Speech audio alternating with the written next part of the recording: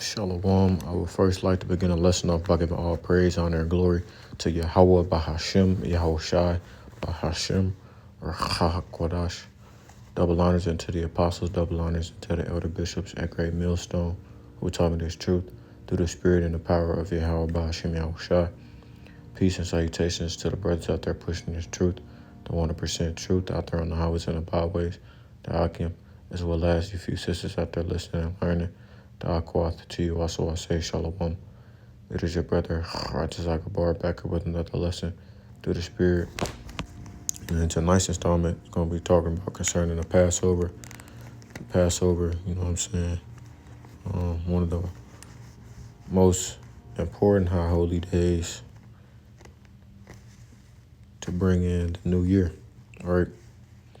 And I have a little bit of notes written down I was going to talk about in this lesson tonight, but I'm going to save those ideas for tomorrow.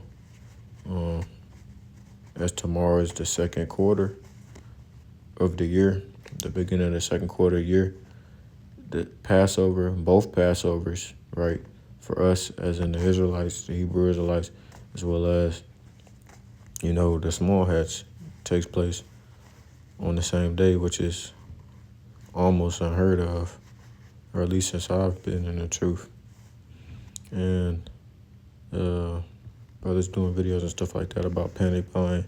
There's supposed to be a pink moon that's gonna happen as well that same evening, the Passover evening. And gas prices are out of control, man. You know, I spent like almost $50 filling up my tank today, and it usually doesn't take me more than 30. So things are spiraling out of control. And, you know, Lord willing, this be our last Passover in Babylon the Great, as the brother Shaquar would say. I just wanted to go. This is just concerning the Passover, you know what I'm saying, what you're supposed to do and whatnot, and really just what it signifies, man, because it's a high holy day. It's to be taken serious, you know.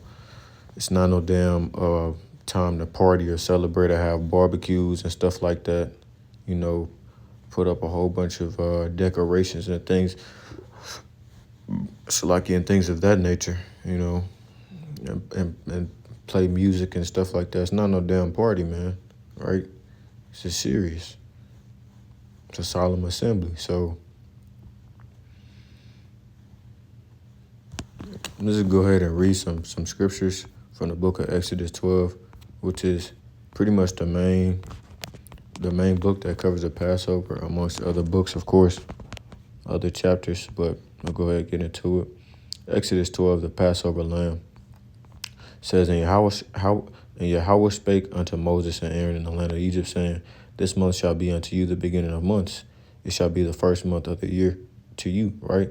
So, like I said at the beginning of the lesson, you know, this signifies the beginning of the new year, right? Contrary to I want to say the Gregorian calendar, where they signify January as being a new year. No, spring brings in a new year, right? It says, Speak ye unto all the congregation of Israel, saying, In the 10th day of this month they shall take to them every man a lamb, according to the house of their fathers, a lamb for a house. And if the household be too little for the lamb, let him and his neighbor next unto his house take it according to the number of the souls. Every man according to his eating shall make your account for the lamb. Your lamb shall be without blemish, a male of the first year. You shall take it out from the sheep or from the goats, right?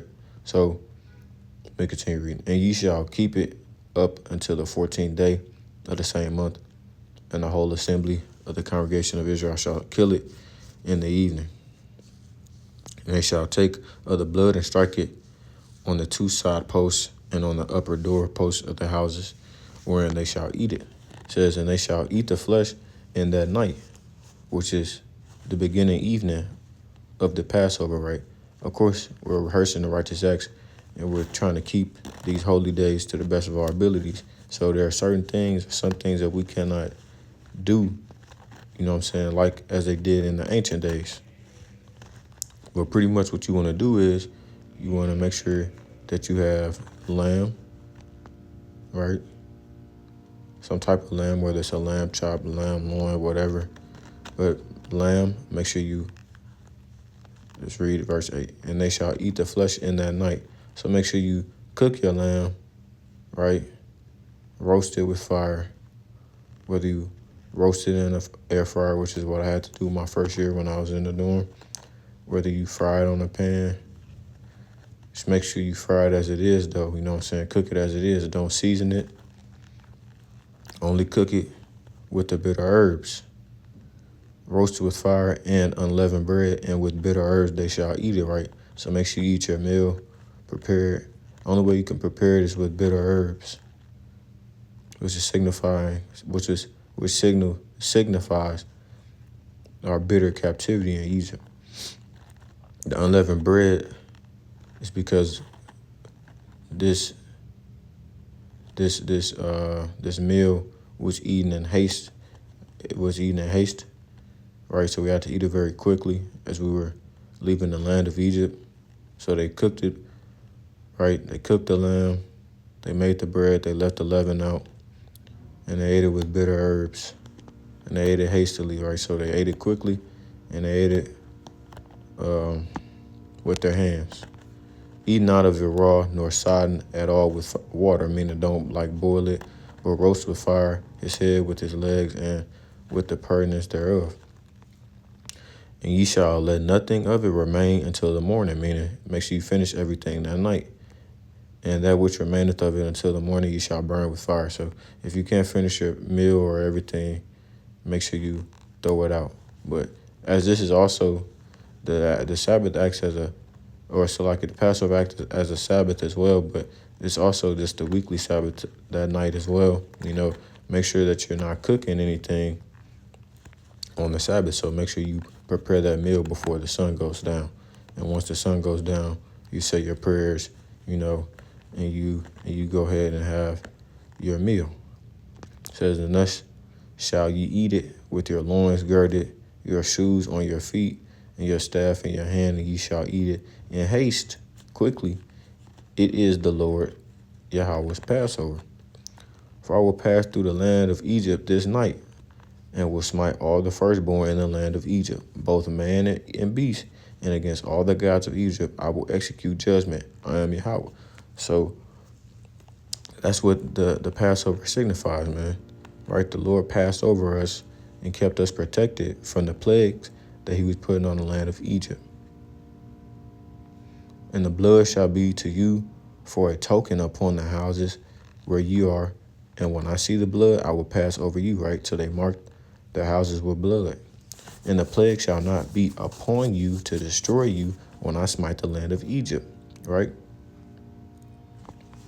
Because if you all remember, the Pharaoh of Egypt at that time, he didn't want to let us go. And the Lord started sending plagues upon his ass. And the Lord kept on hardening his heart. So he kept on getting more and more plagues. So the Passover, as Elder Apostle Har explained it, is the first night that leads into the Feast of Unleavened Bread, which the Feast of Unleavened Bread is a week long, 7 days. So every day you must eat a piece of unleavened bread with bitter herbs. Now, what does that look like? For myself, you can buy kosher crackers. The brother, Shaquat, was telling me he gets naan bread that doesn't have any leaven in it, any leavening agents in it or anything like that.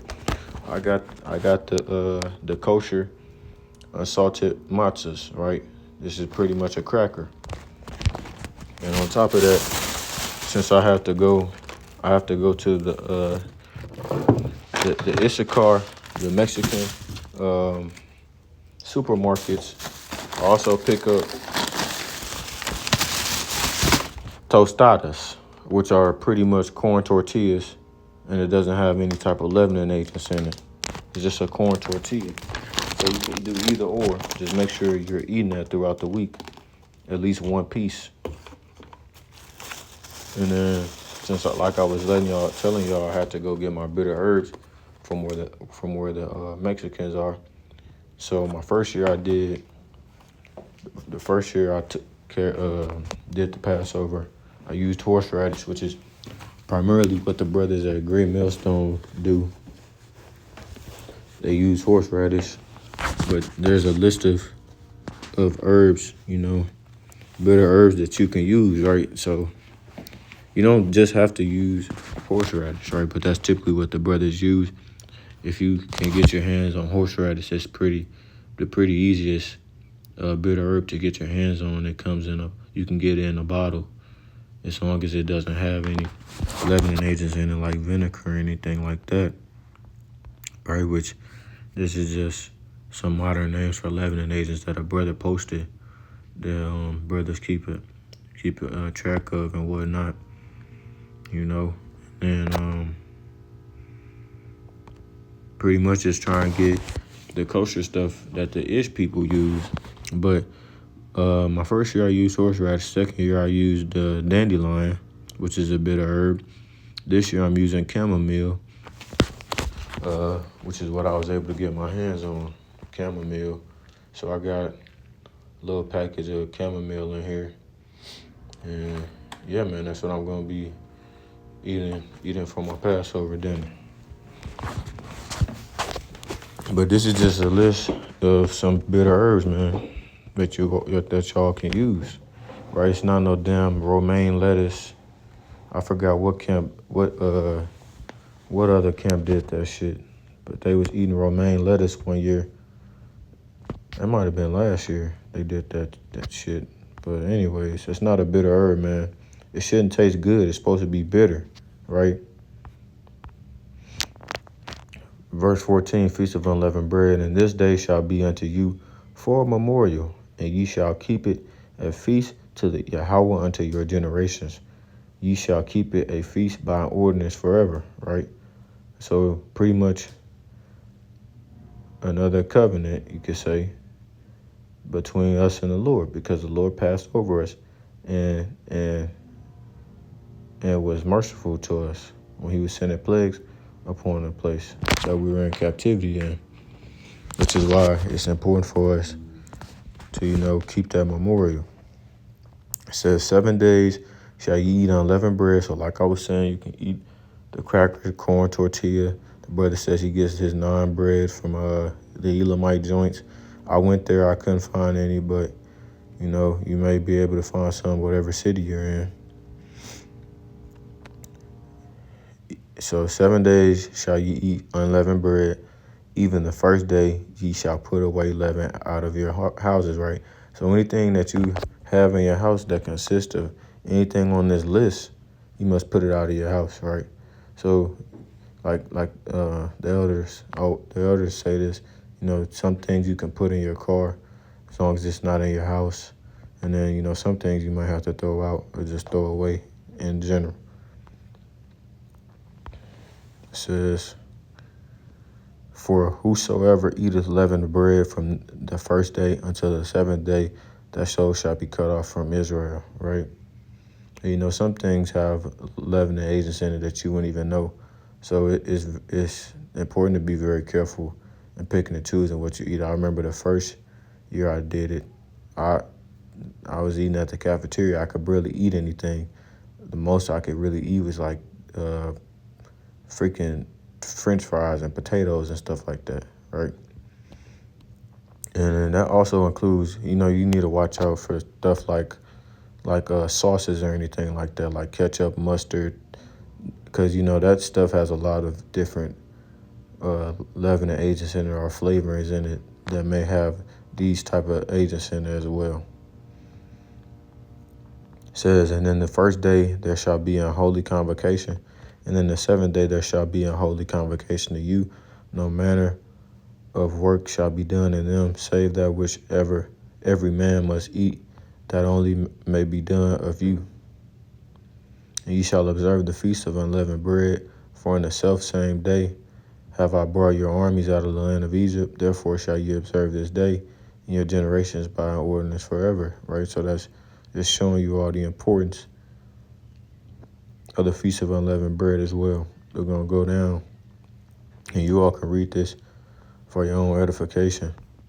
Verse 27, it says, that ye shall say, It is the sacrifice of Yahweh's Passover, who passed over the houses of the children of Israel in Egypt, when he smote the Egyptians and delivered our houses. And the people bowed their head and worshiped. And the children of Israel went away and did as Yahweh had commanded Moses and Aaron, so did they. Right, he led us out of the land of Egypt.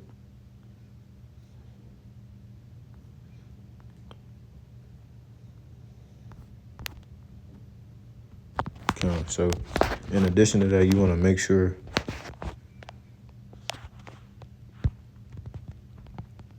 let me see where it talks about wine at.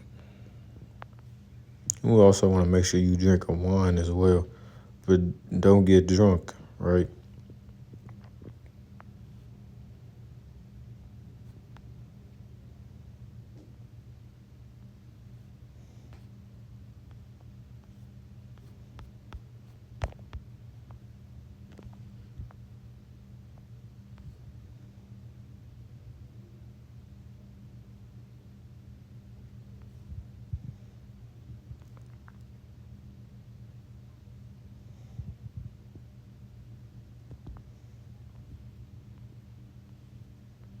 Oh yeah, kind of. That's what the other Apostle Paul was just talking about. Nonetheless, the wine signifies the blood, so you must make sure you drink wine as well. But I also have a list of things you know what I'm saying, rules to go by. Open flame or grill, roast lamb with bitter herbs, kale, horseradish, etc. I showed y'all a list of that. Don't boil any of it. Sodden with water. We discussed that. It is a sin to consume any blood, so make sure you cook the meat thoroughly. Eat the lamb with bitter herbs and unleavened bread hastily. Don't lounge around with the food. Eat everything the same night. Whatever you don't finish, burn it with fire and dispose of it. Don't consume anything containing leaven. Avoid it and keep it away from you all week, right? We went over Exodus, the 12th chapter. But the main parts are make sure you all eat lamb with bitter herbs. Eat unleavened bread. Make sure you all drink wine. And if you can't, if you're not of age to drink wine, right? Because my first Passover, I wasn't legal age. I just drank 100% grape juice, right? Pure grape juice. That's not to say, oh, I didn't want to drink wine. No, because the elder brothers have done lessons on that today, and I suggest you all go watch the elder Apostle Tahar's lesson on the Passover that he did today. If you are of legal age, drink wine. Drink kosher wine. Now the wine I got, make sure it's red wine, right?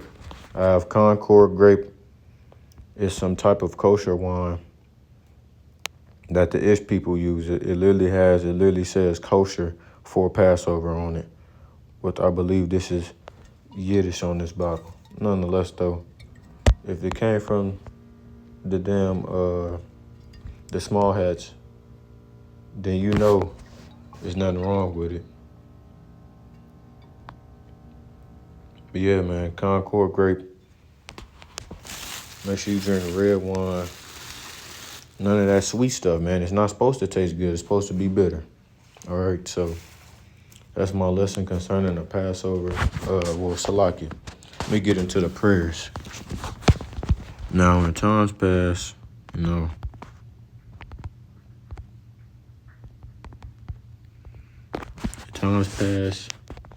they used to do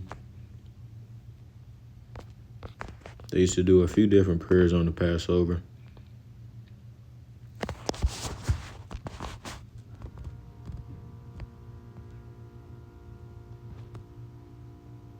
They would do the curses, Shammai, Psalms 121, the Lord's Prayer and the Ten Commandments. But Elder Apostle Tahar was saying in his lesson that they've shortened the prayers that they do, because they are pretty long. I'm gonna be honest, it is pretty long.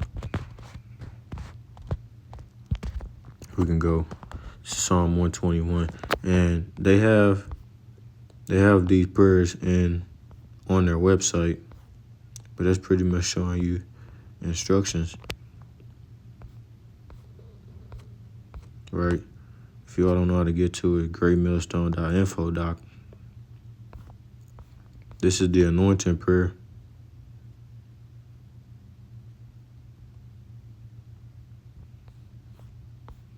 Shemai prayer. Psalm 121.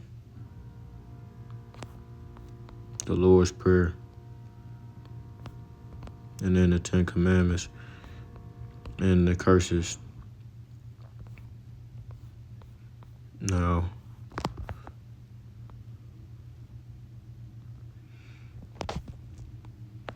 I have to go back and listen to what he said. I know he said you could read Psalm 121, but I don't believe that they still do all of these prayers, right? I'll say, if I had to take an educated guess, probably Psalm 121 and the Lord's Prayer for sure, right? And, you just have to keep in mind that the Lord doesn't necessarily the Lord tells us to keep our prayers short and sweet pretty much. But if you all, like Elder Apostle Tahar said, like I said, just go ahead and watch the video he just did concerning it. He was saying that they've started to shorten their prayers down over the years.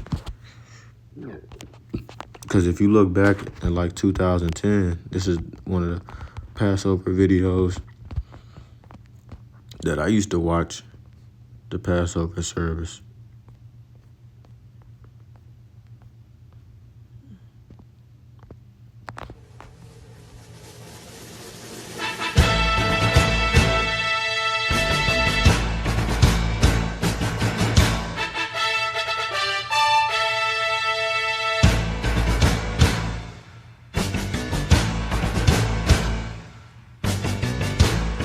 What we're doing tonight is we're doing the Elder Apostle Ryan Mob, pretty much doing the Passover service.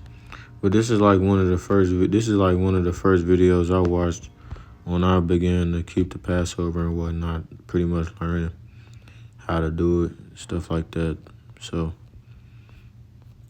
and that's the Elder Bishop as well in the thumbnail. Man, they look so young. But that was from 16 years ago, man. Nonetheless, though, if you all have questions or anything like that, the brothers have made numerous videos concerning the Passover. Just search up GMS Passover and it cover things. But I say, since, the Elder Apostle is saying that they've started to keep the prayers a little bit shorter, try and find something that's not as long, or that's not as old, So just keep that in mind. For sure, make sure you all cook your lamb. Do not season it. Only use bitter herbs. Eat unleavened bread, bitter herbs, and drink the wine. Make sure you all do it quickly. And remember the importance of the Passover, man. The Lord spared us and had mercy on us in the land of our captivity, Egypt. So, Lord willing, the lesson was edifying to those out there listening and watching. I'm going to close it off there. Call Allah, Yahweh, Ba'Hashem, Yahweh Shai, Ba'Hashem, Rachaha Kodash. Double honors unto the apostles, the elder apostles, and the elder bishops at Great Millstone. Once again, who taught me this truth through the spirit and the power of Yahweh, Ba'Hashem, Yahweh Shai. And until next time, I say Shalom, Israel, Shalom. And as always, we're one day closer to the kingdom, man. Keep pushing, keep pushing, keep pushing. Shalom, Israel, Shalom.